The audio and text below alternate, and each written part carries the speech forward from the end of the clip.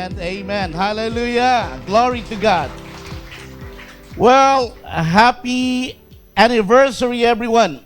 Okay, and today we celebrate the first Sunday of our October Praise.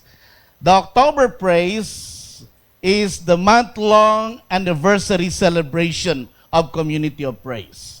Kaya every Sunday we prepared a special Sunday celebration. Okay, kaya like on next Sunday, no worship here, but you are all invited. We're going to have our family day doon po sa Alfonso, Cavite. So we'll be going there for the whole day activities. Whole day lang, balikan. We're going to have fun games. We will worship there. We will merong swimming. Meron din po baptism. And we invite you, please see your cell leader or our ushers here. Amen? So, pakisabi sa katabi mo, happy birthday. Yan, happy birthday. Why happy birthday?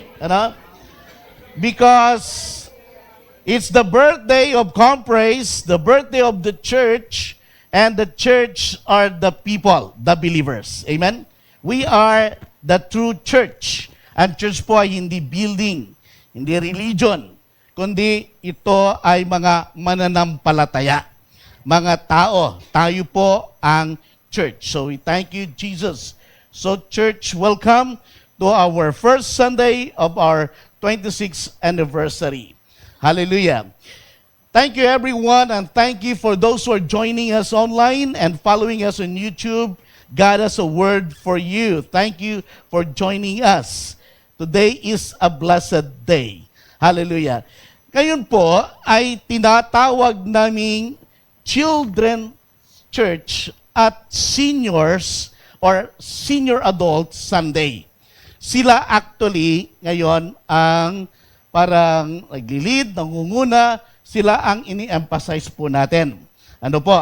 Ang mga Children's Church. Mamaya po may special number sila.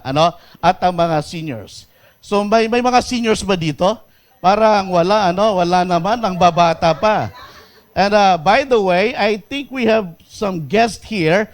Sila po yung mga mamita, mga beautiful ladies ng Compraise ng Paranaque.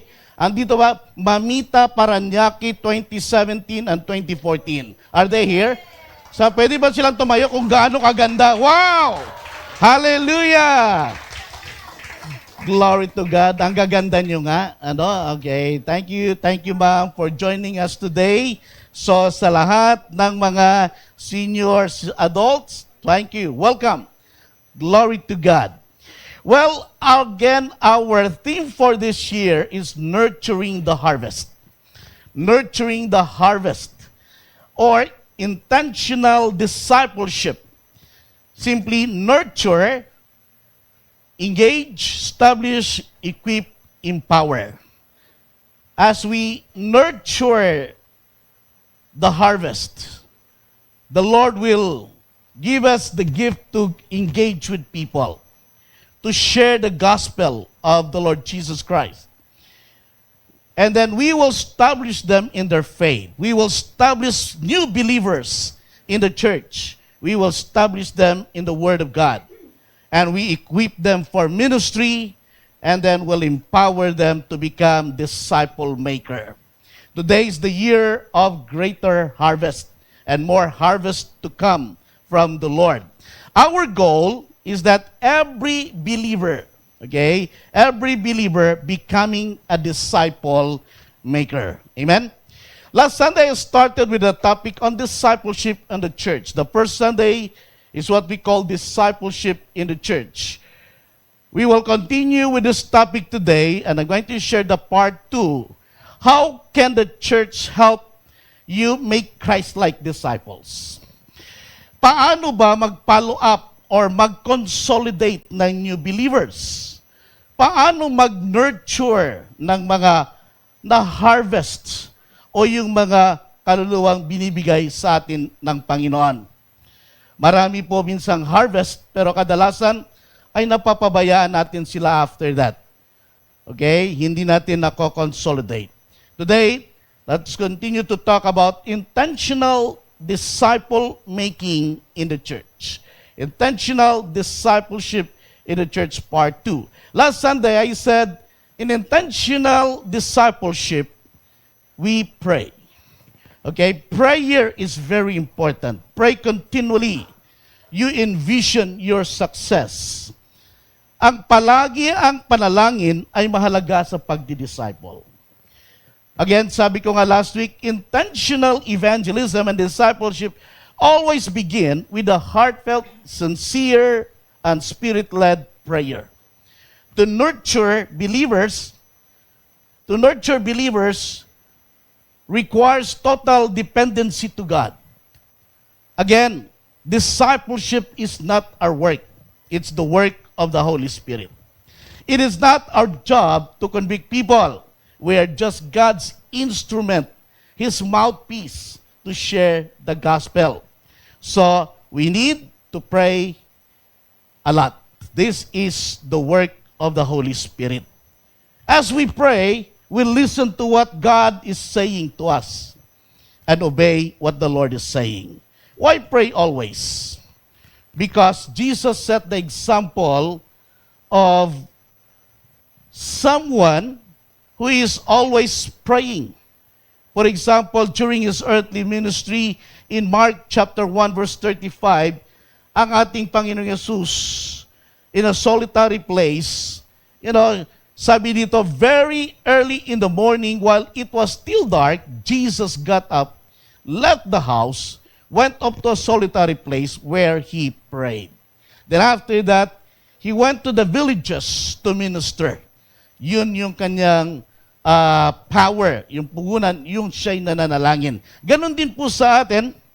Tandaan po natin, sabi ni Jesus sa Matthew 9, the harvest is plentiful, but the workers are few. Okay? The harvest is plentiful, but the workers are few. That's the problem. Then He said, ask, meaning pray. He gives us this important answer, and that is to pray. That's the solution. Always pray. Always say, Lord, use me as your instrument. Use me for your glory and honor.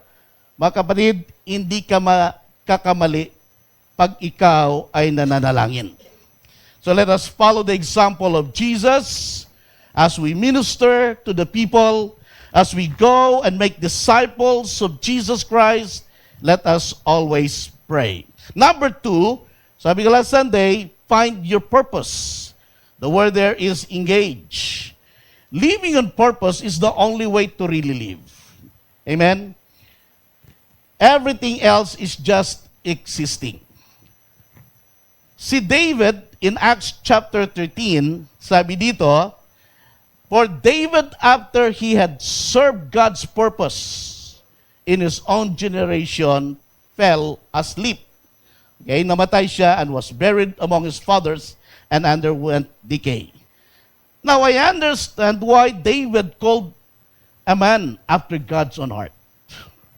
Because David dedicated his life to fulfilling God's purposes on earth. How can you serve God's purpose? So, example, as a young people, as young adult, we always pray, Lord, what is your purpose, okay, for me today? What do you want me to do in my campus, in my workplace? That is surrendering to God to do His purpose. Then listen and be discerning to what God wants you to do. Maybe God wants you to start a cell group. Maybe God wants you to witness to someone.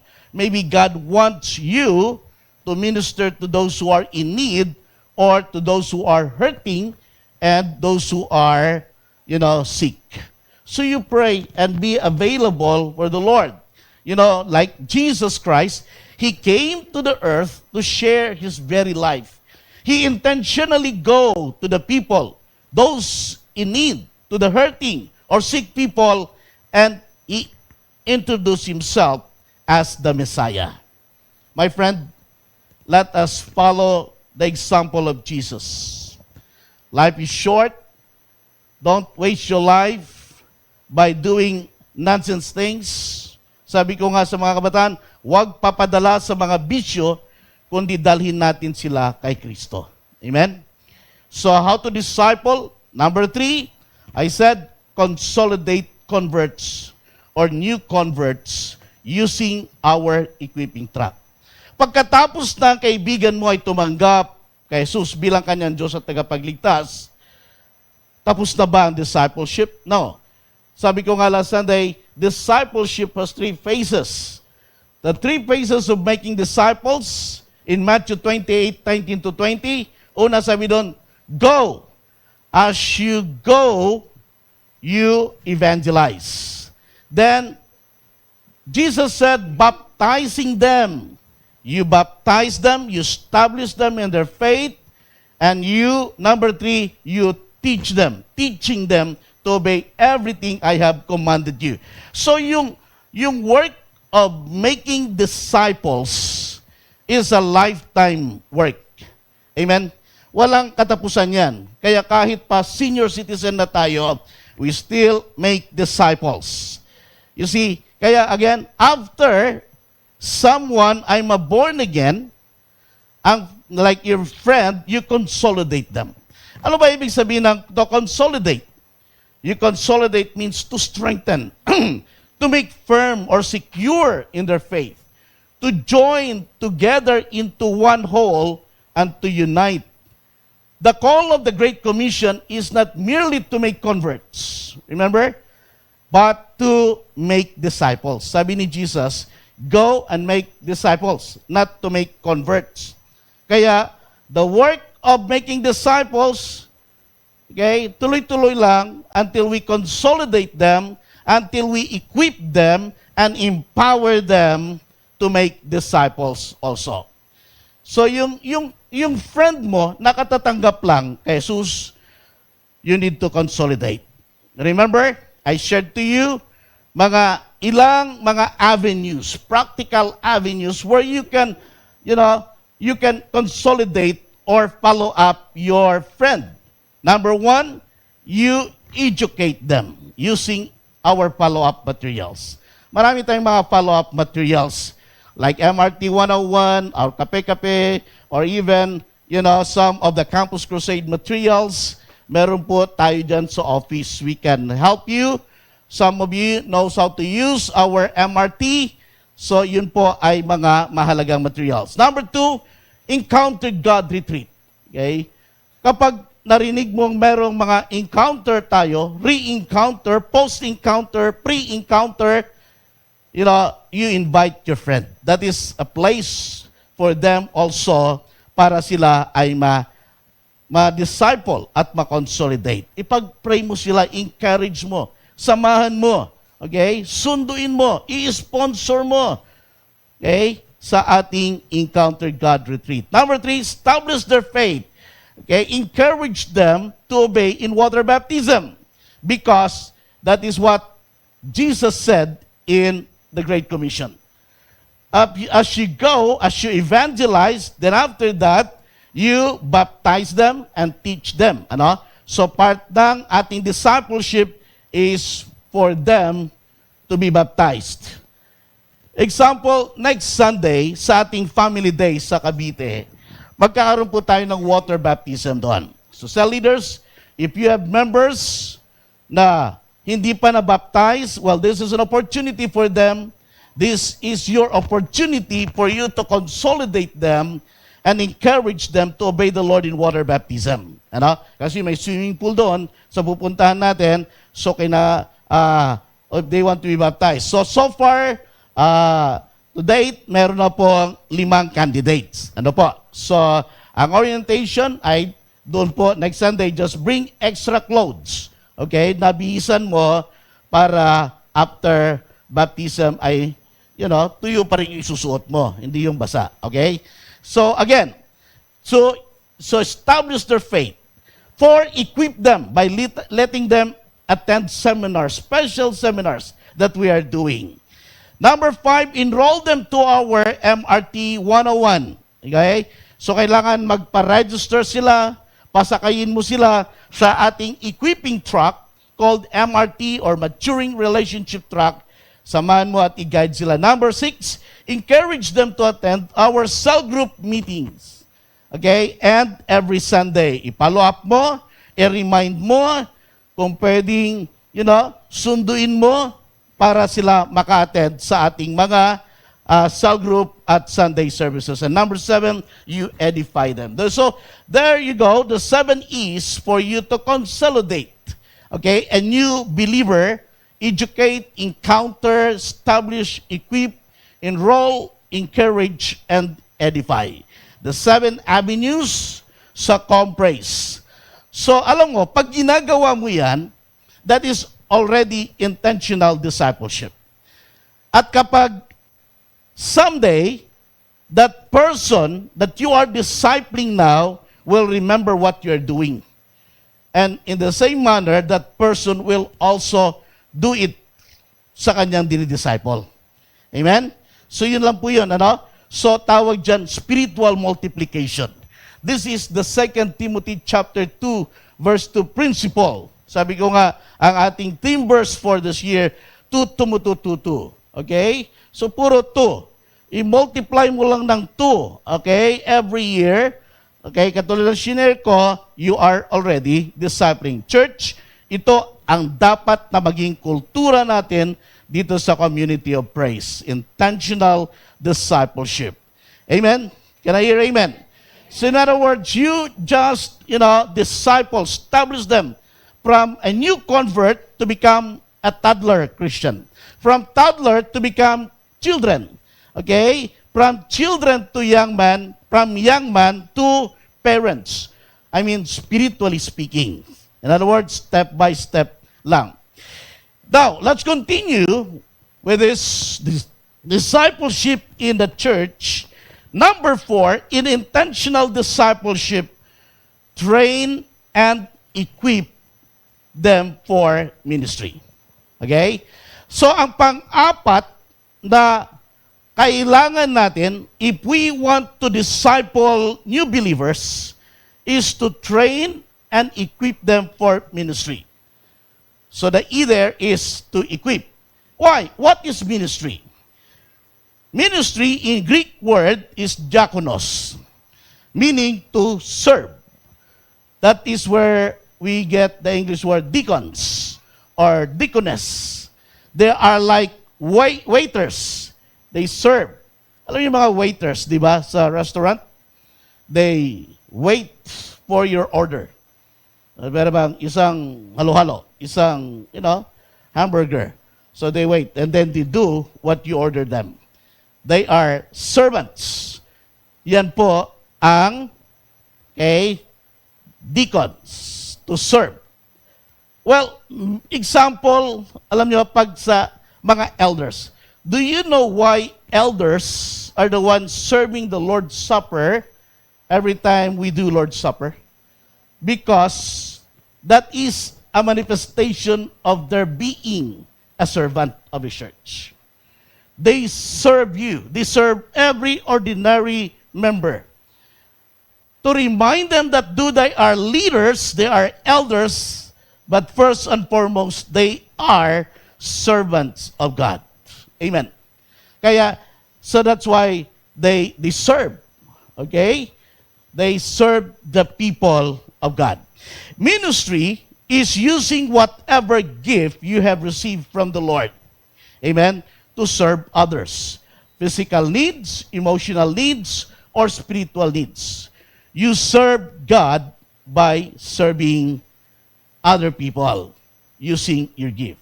Ano sabi sa 1 Peter chapter 4, verse 10? Each of you should use whatever gift you have received to serve others as faithful stewards of God's grace in its various forms. Part of our intentional discipleship is to train and prepare believers for ministry. So, alam nyo, ang discipleship ay hindi lang yan nakukuha sa four corners of a room or a conference room doing Bible study, we need to apply what we learn inside that room. Amen? And one way to apply that is for you to teach believers serving God by serving others. Okay? So what if you can memorize many verses? But if you miss to apply that, okay, kulang. Kaya ang layunin natin ay ina-apply anumang natutunan natin sa ating paglisan dito, anumang mensahe, anumang mga natutunan natin sa salita ng Diyos ay ating isabuhay. That is what we call ministry. Alam nyo, at Compraise, a believer needs to commit in these 3 areas in order to grow spiritually. 1, to be faithful in the Sunday worship celebration. The Bible says, and let us consider how we may spur one another on toward love and good deeds, not giving up meeting together, as some are in the habit of doing, but encouraging one another, and all the more as you see the day approaching. Why the letter D is capital D there? It's the day of the Lord, the day of His coming is getting nearer and nearer. So encourage one another. Number 2, we are a cell group church. You know?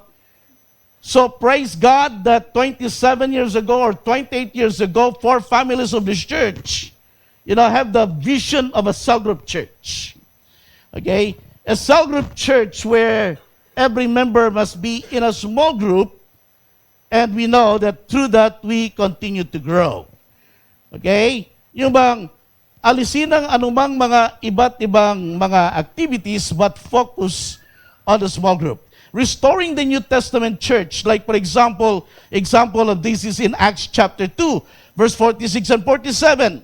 Okay? Where kung saan doon, nakikita natin, nung dumadami na ang mga mananampalataya, pagkatapos ni Jesus ay umakyat sa langit, at siya namang pagbaba ng banal na spirito, napuspos ng banal na spirito ang mga mananampalataya na kung saan sila ay humayo at nagbahagi ng mabuting balita, at sabi doon sa verse 41 in chapter 2, at dumami 3,000 ang naniwala, nanalig kay Jesus at nagpabautismo.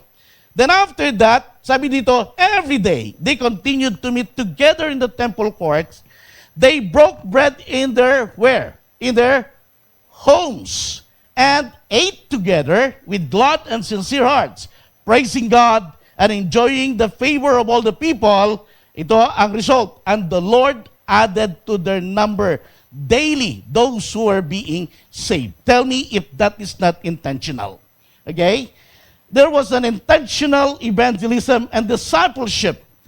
That's why daily those who are being saved were added to the believers.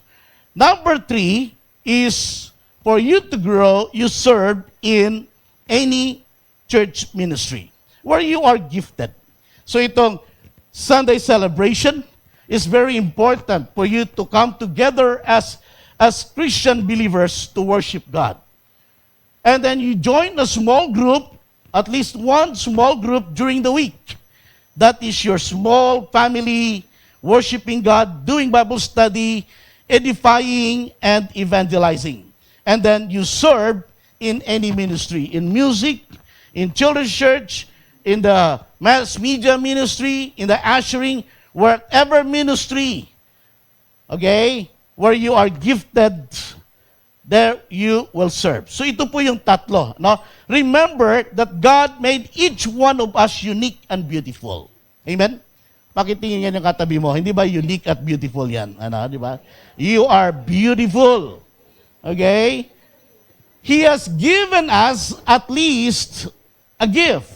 Wala pong nilikha ang Diyos na walang gift o walang talent. Di ba ba? No, hindi ka tayo iniwan ng Diyos na empty-handed. Meron at meron kang talent na pwedeng ang iba ay wala nun. Amen? He shaped you and created you for a purpose. Napaka-special mo kay Lord. Amen po?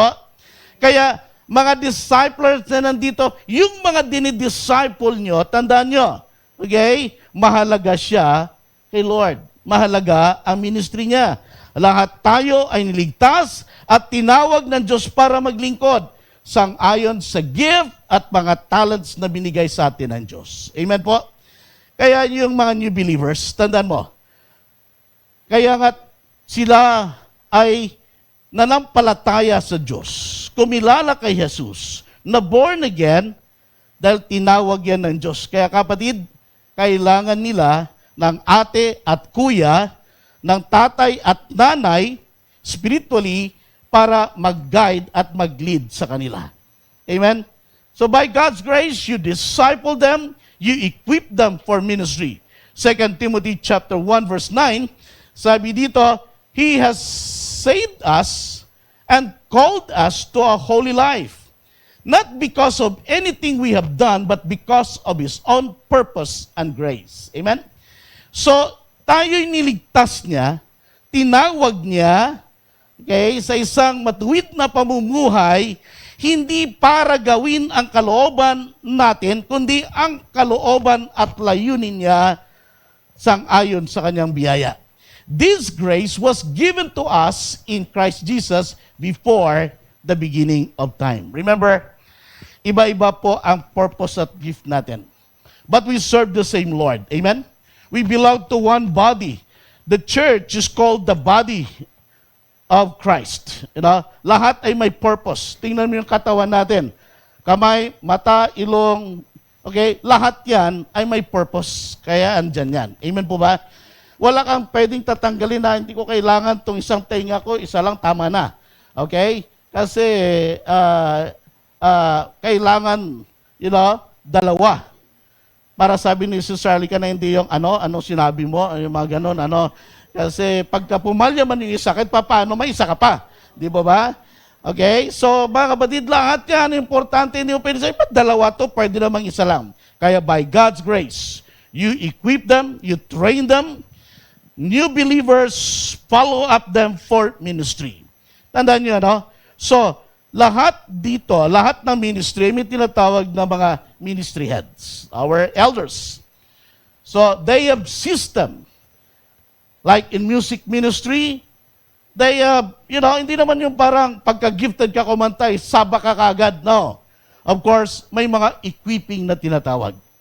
Amen? May mga requirements para tayo po ay pagtibay. Kailangan ay matutunan mo na maglingkod, hindi lang dahil magaling ka, mahusay at may skills ka, kundi mahusay at maganda ang puso mo. Amen, church? Okay? Just training them, lalo na yung character nila. Unahin ni Lord ang puso. So you can serve God in the music ministry, tech team, sa media team, sa children's church, ushering, may mga tinitrain yan sila. So, if we recall, itong mga founding members pa lang, si Brother Ed, Sister Susan, sila yung sa music ministry. So, si Brother Ed, nag-isa lang yan na piano, or minsan gitara pa, But, and then, may mga ibang worship leader. Ang napaka-talented nga ng mga grupong ito, Kasi lahat sila yata marunong mag-strum ng guitar. Sabi nga, Sister Allen, Children's Church Director, di ba? Lahat nun, mga ganon. Sila Sister Ludi, Brother Peps, iba-iba yung gawain nila kasi ilan pa lang. Okay? But as we grow, they develop leaders, they develop ministers.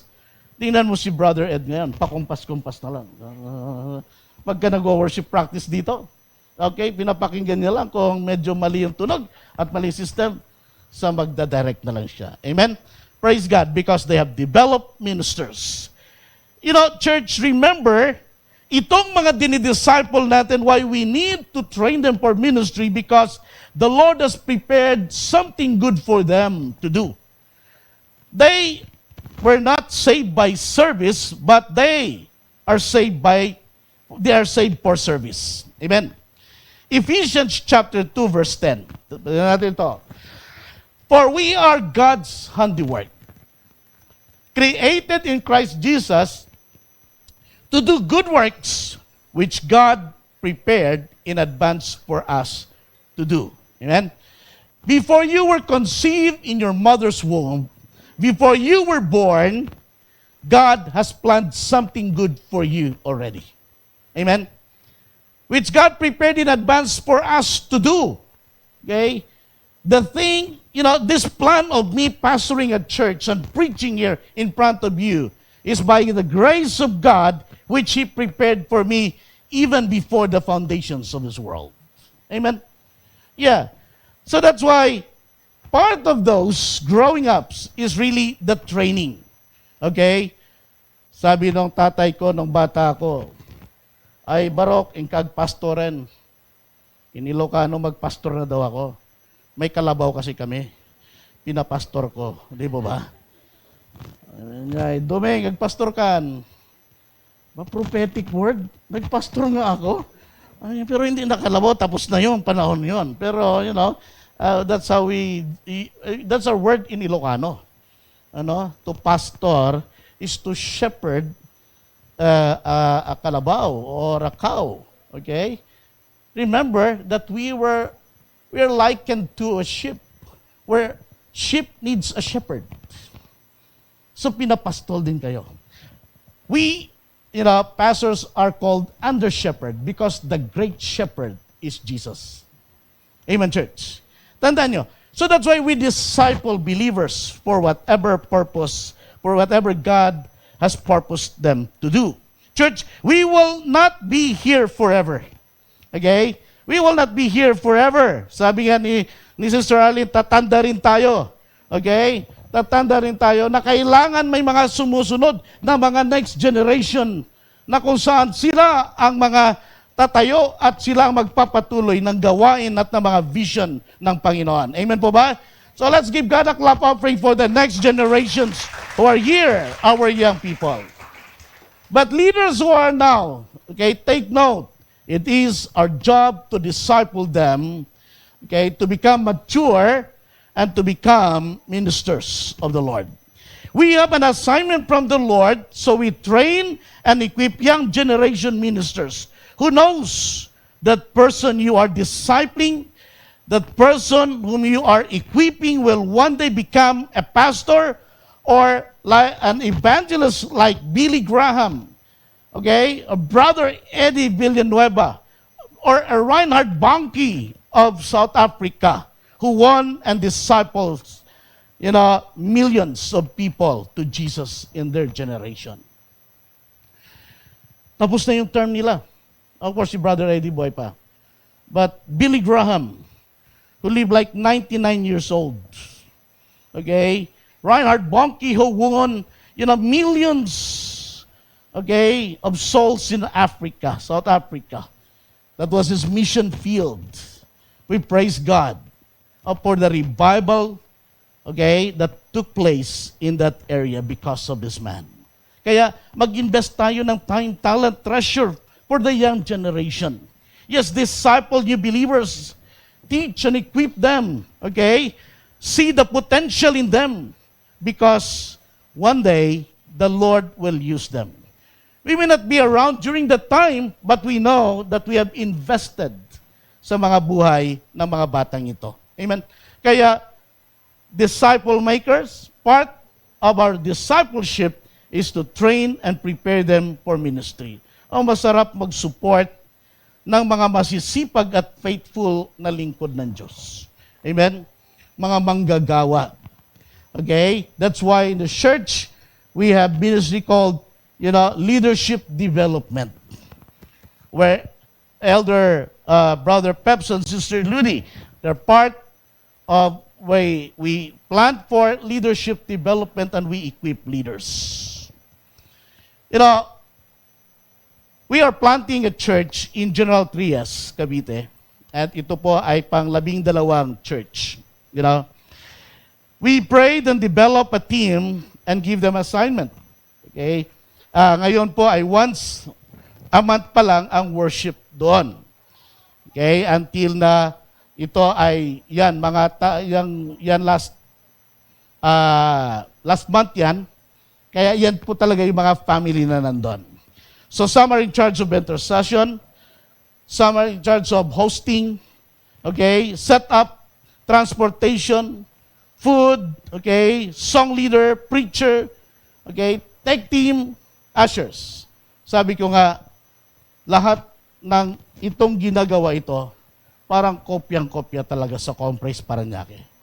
Siyempre, dito ang workers, galing. Yung parang isang kilometro ka pa lang at maririnig mo na yung praise and worship. Alam mo, Comprise yan. Okay? Iba, may tatak, Comprise. Iba ang anointing. Okay? So we are praying, I'm developing Philip as the team leader, the preacher there, that one day, okay, he can continue to do the work of the ministry. Okay? So, but you see, praise God, that he is a good preacher that we are developing. Pero last time, surprise ako, ay yung gitarista namin, si J. Mark. Saan si J. Mark? Is J. Mark still here? Okay. Ang galing pala ng batang ito sa music. Nung una, sabi ko, wala tayong kasamang marunong mag-gitara. And I said, kay Philip at kay Jay, sabi ko, would you please disciple this young man? Okay? Isama sa team, unahin ang puso, make him in love to Jesus so he can serve right with the Lord. Amen? So, kay sarap mag-serve kay Lord. Church, disciple and equip new converts for effective ministry. Train them, serve the Lord by serving the people. Why should we prioritize ministry? Why should I be interested, okay, to serve in the ministry? There are many reasons, biblical reasons, why you need to serve God through the church. Remember this, you have been saved for ministry. Okay? The verse there is 2 Timothy chapter 1 verse 9. Number 2, know that you have been created for ministry. Okay? And 3, know that you have been called into the ministry. And then, number 4, you have been gifted for ministry. God has given you gift. Remember 5, the body of Christ, the church, needs your ministry. Kailangan ka. Nobody can serve the way you can serve others. Amen? Do not deprive others of what you can do through your gifts. Ministry always functions in the context of the church family. You will be rewarded for service in the ministry. Church, soon we will start our MRT 301, and this is the purpose of that, to lead you to the right ministry, to help you do the inventory, how God shaped you, how God developed you, so you can serve in the right ministry. Hindi yung aksidente lang. But know that that is where God gifted you. Know that that is your passion, and we will help you and place you in the right ministry. That's why this is the purpose of that maturing relationship 301. Again, train and equip new believers based on the gifts. Kaya yan po ang layunin natin. Disciple makers, hello. If your friends, okay, if you know a new believer, you train that person and you help that person serve others through his gift. Okay? I want you to encourage that person to cultivate and to use the gift God has given him. Amen? That is how you disciple. Number 5, in intentional discipleship, be a reliable disciple maker. Okay? Be a reliable disciple maker. You empower people. When we say reliable, in the dictionary, reliable means suitable or fit to be relied on. Okay? Dependable, responsible, trustworthy, secure. Okay? Yan. Ibig sabihin, maging reliable Christian or disciple maker tayo. Research says that one of the problems in many churches today is we seldom produce reliable disciples. Okay? Because the only way you can be called reliable is if you will pass the message. Amen? Alam nyo, uso ngayon yung tinatawag na online, di ba? Online padala. So may mga transport or forwarders service, no?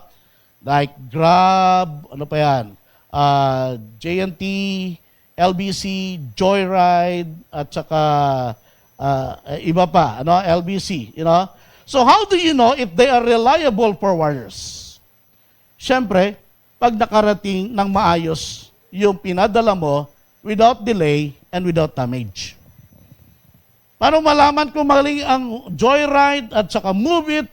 Siyempre, angkas, pag nakarating ka sa paruruunan mo na wala kang pasa-pasa. Di ba? Otherwise, baka kuwan ka pala, no? Nabunggo yung mga tuhod mo. Hindi reliable yon. Amen? Reliable is one who is efficient. Okay? Reliable, dependable, trustworthy, na deliver on time.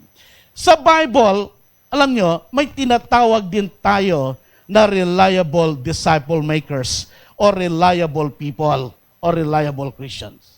Alam nyo ba yun? Okay? In 2 Timothy chapter 2, verse 2, okay? Sa ating verse.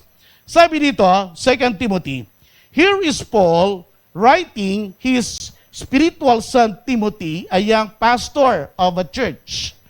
So sabi ni Paul, ang tatay ni Timothy in faith, and the things you have heard me say, yung pagdidisciple niya kay Timothy in the presence of many witnesses, the church.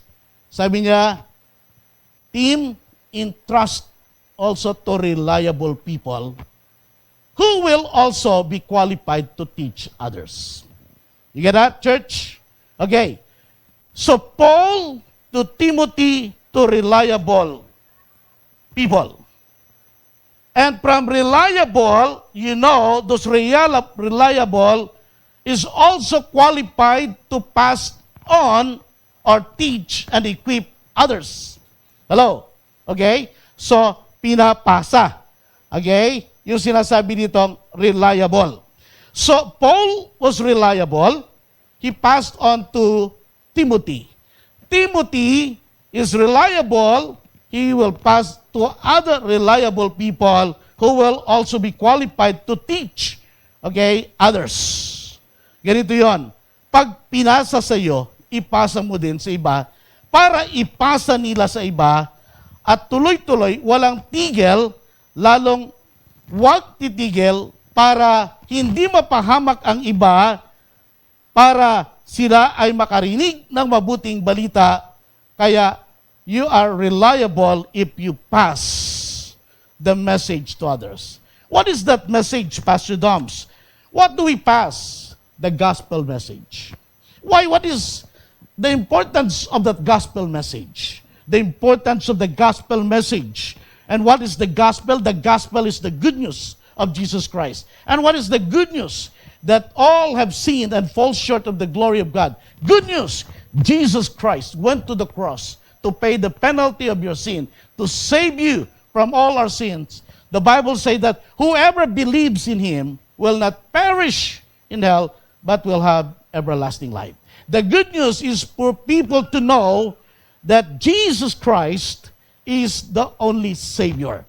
That's the gospel. Acts chapter 1, verse 16, sabi dito, the gospel, okay, the gospel, for I am not ashamed of the gospel, sabi ni Paul, because it is the power of God that brings salvation to everyone who believes.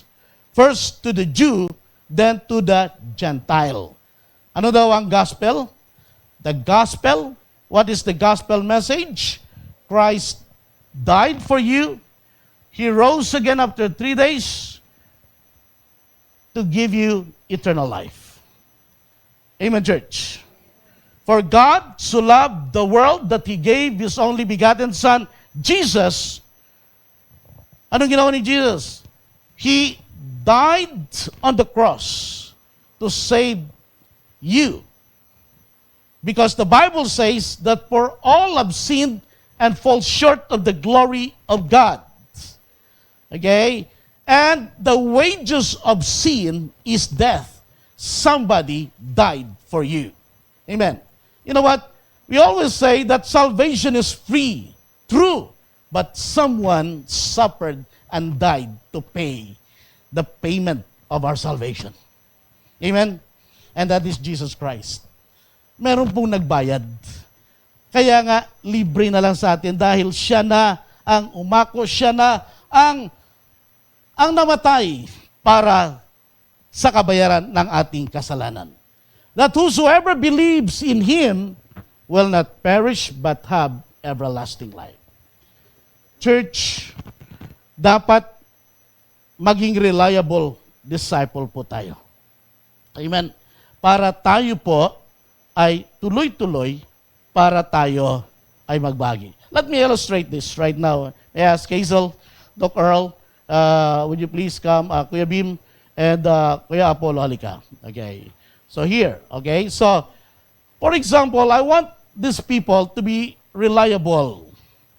To be reliable means to pass the message. Okay? How to be a reliable disciple if you pass the gospel message to others. If you disciple. Okay? Sabi nga, di ba, kanina sa 2 Timothy 2:2, di ba, anong sabi doon ni Paul kay Timothy? Can we have that verse again? Sabi doon, 2 Timothy chapter 2, verse 2, our theme verse for this year. And the things you have heard me say. Okay? Sabi ni Paul, in the presence of many witnesses, entrust, okay, Timothy, entrust to reliable people, okay, who are also qualified to teach others, so they too will become reliable. Amen. So Jesus said, go and make disciples. So go, so for example, you know, we all have the gospel message. We have eternal life. That's why we already believe. That's why to most of us here probably we're already saved because we believe the gospel. Amen. Okay? So, because of that, to be reliable is for us to pass on the message, the gospel message. So, Jesus said, go and make disciples. I'm making disciples. Jesus said, go and make disciples. Go and share the gospel.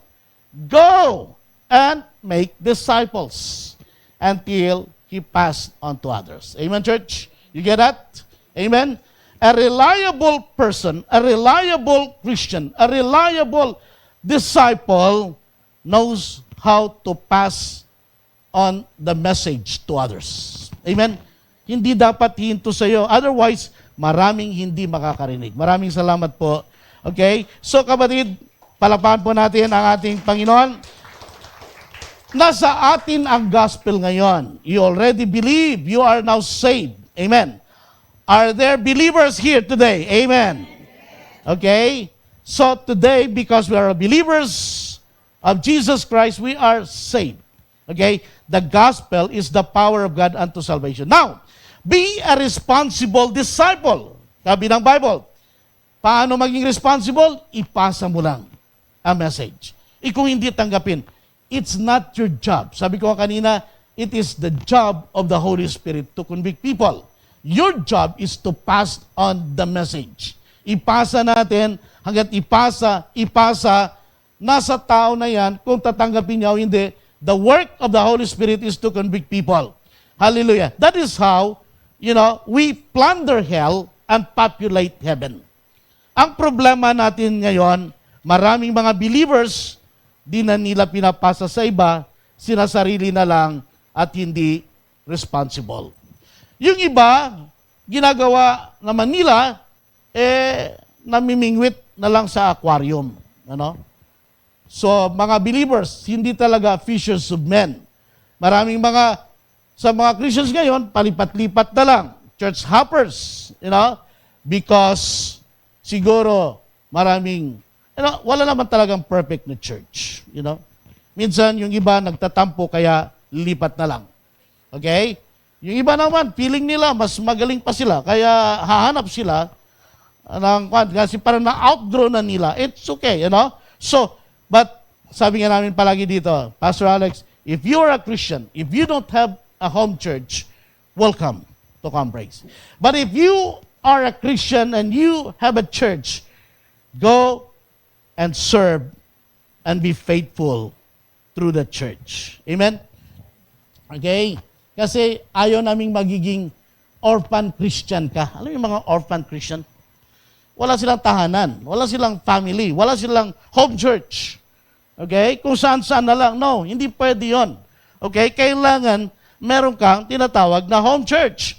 As biologically, we have our own family, okay, na kung saan ay uuwian natin. Amen po? Kaya ganun din ang isang mananampalataya. Mag-grow at mag-serve tayo where we are committed. Kaya based on study, sabi nga, maraming mga unreliable believers dahil hindi naman talaga sila naging committed Christian. Naging patalon-talon na lang. Okay? So, mga church hoppers, mga Christian na balat sibuyas, mga madaling magtampo. Okay? Not reliable. Pero wala sa Compraise yung ganon. Wala nun, di ba ba? Sabi nga sa Hebrews chapter 6 verse 1, okay? Therefore, let us move beyond the elementary teachings about Christ and be taken forward to maturity, not laying, okay, again, the foundation of repentance from acts that lead to death and of faith in God. Hamatid, move beyond the elementary teachings. Move forward, mag-grow tayo, maging mature ka na, unang-una, maging reliable Christian tayo. Okay? Mga kapatid, dapat patuloy nating ibahagi ang ebanghelyo ng Diyos. The gospel message. Dapat patuloy nating ibahagi ang mabuting balita. 2 Peter chapter 3 verse 9, because Jesus, the Lord, is not slow in keeping His promise, as some understand slowness. Instead, He is patient with you, not wanting anyone to perish. Kung pwede, ayaw ng Diyos na isa man, okay, ang magdusa, ang mapunta sa impyerno. But everyone to come to repentance. It is our job to pass on that message. Be reliable. Mababawasan ang mapupunta sa impyerno hanggat pinapasa natin ang gospel message, hanggat tayo po ay maging reliable. That's why I said, let's plunder hell. Let's snatch people from hell and bring them to heaven and populate heaven. Church, again, let's develop more reliable disciples to evangelize the lost and advance God's kingdom. Dapat ang mga tao ay maging mananampalataya. O the Bible says, dapat ay ma-born again ang mga tao. By the way, born again is not a religion. Amen? It's not a denomination. Born again is one's experience as he encounters the Lord and make Him his Lord and his Savior. For example, in the Bible, si Saul or si Paul ay napaka-relihiyosong tao. Okay? Napakatalinong tao. Pero ang akala niya tama yung ginagawa niya, subalit isang araw on the road to Damascus, he encountered the Lord Jesus Christ. And then after that, doon siya na born again. Yun yung kanyang encounter. The Lord spoke to him. Sabi niya, Saul, Saul, why are you persecuting me? Sabi niya,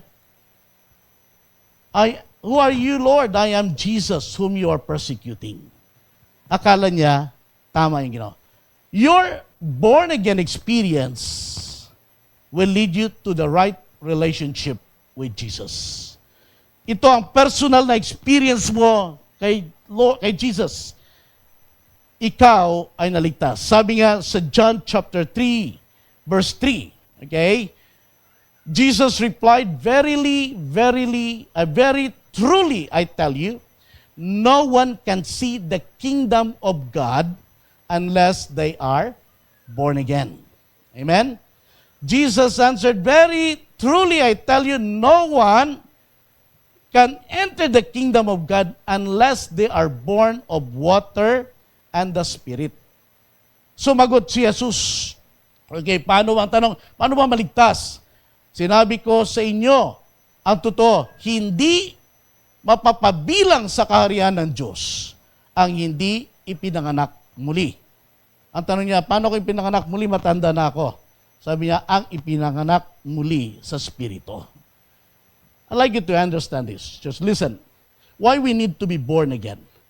Bakit kailangan ma-born again? It's not a religion, but this is a personal encounter.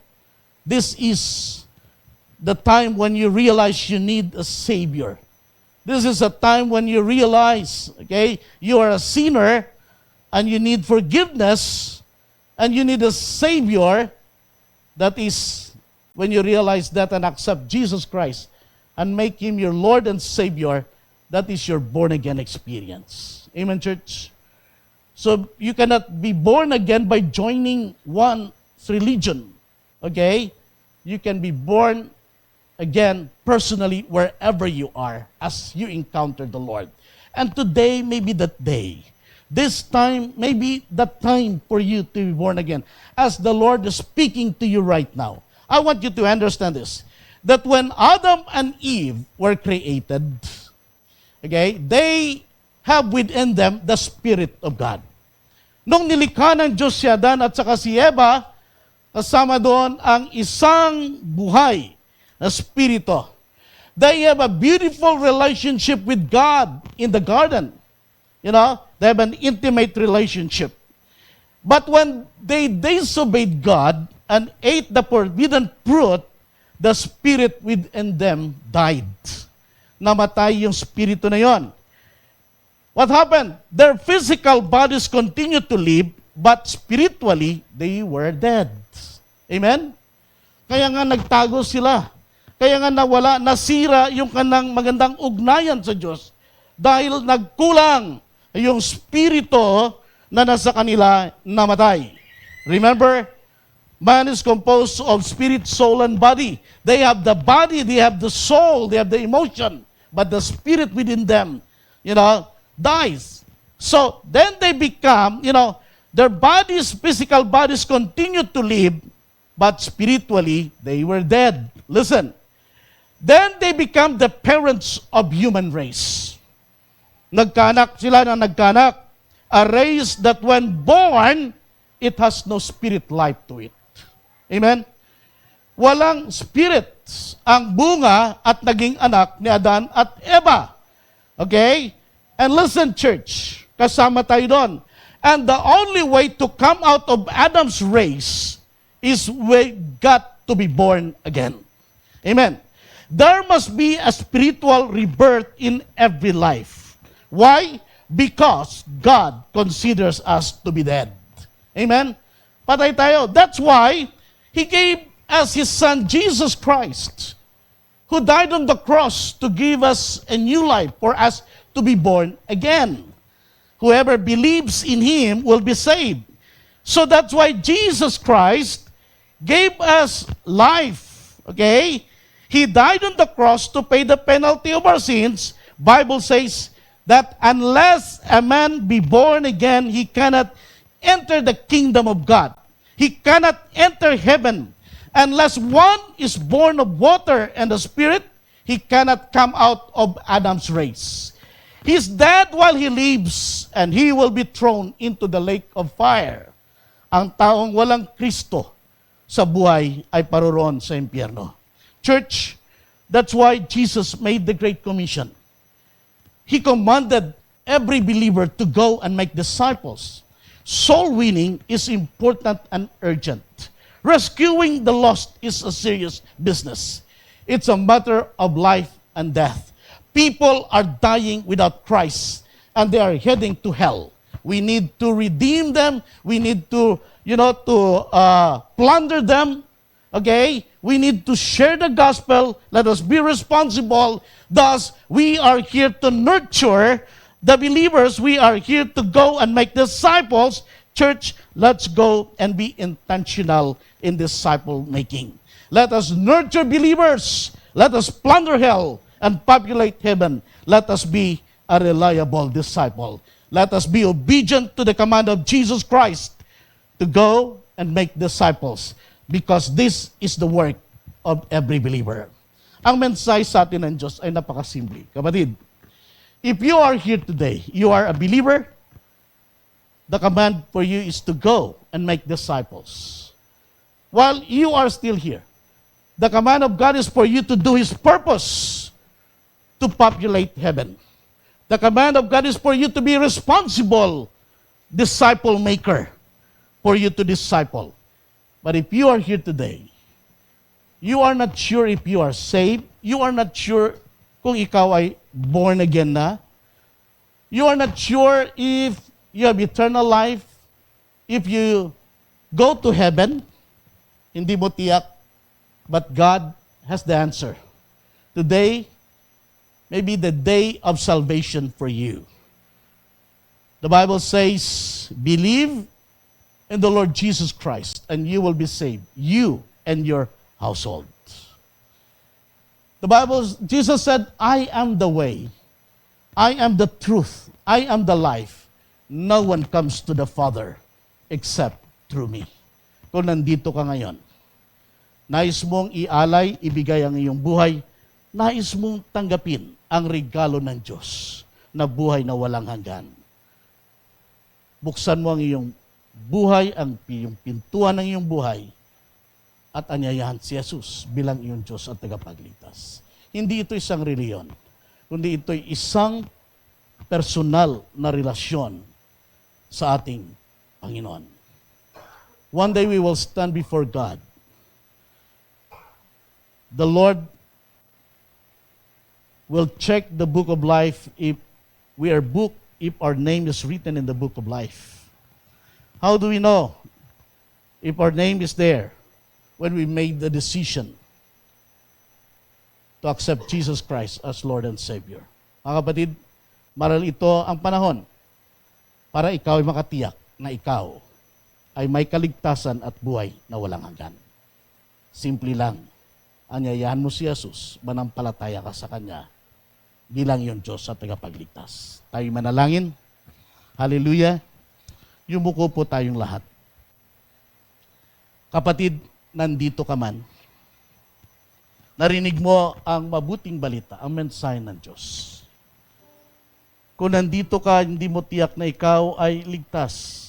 Ikaw ay may buhay na walang hanggan. Sabi ni Jesus, ako ang daan, ang katotohanan at ang buhay. Walang makaparuroon sa langit kundi sa pamagitan ko. Manalig ka kay Jesus at ika'y baligtas. Sa mga oras na ito, marahil nandito ka, nais mong tanggapin si Jesus, nais mong papasukin siya sa iyong puso. Kung ito ang nais mo, pwede bang itaas mo lang iyong kamay? Sabi mo, Pastor Doms, salamat po. Yes, thank you for that. Maraming salamat po. Meron pa po ba? Sige. Marahil this is your first time to be with us. May nag-anyaya sa'yo, salamat po dyan sa likod. Thank you for your hand. Yes, thank you. Pwede mo nang ibaba. Meron pa po ba? Ngayon mo lang narinig ang mensaheng ito. At gusto mo makatiyak, Pastor, please pray for me. Nais kong tanggapin si Jesus bilang aking Diyos at tagapagligtas. Meron pa po ba? Meron pa po ba? Amen. Yes, thank you. Meron pa po ba? Huwag kayong mahiya. Taas mo lang iyong kamay at tapos niyan, ibaba mo na. Amen. Thank you.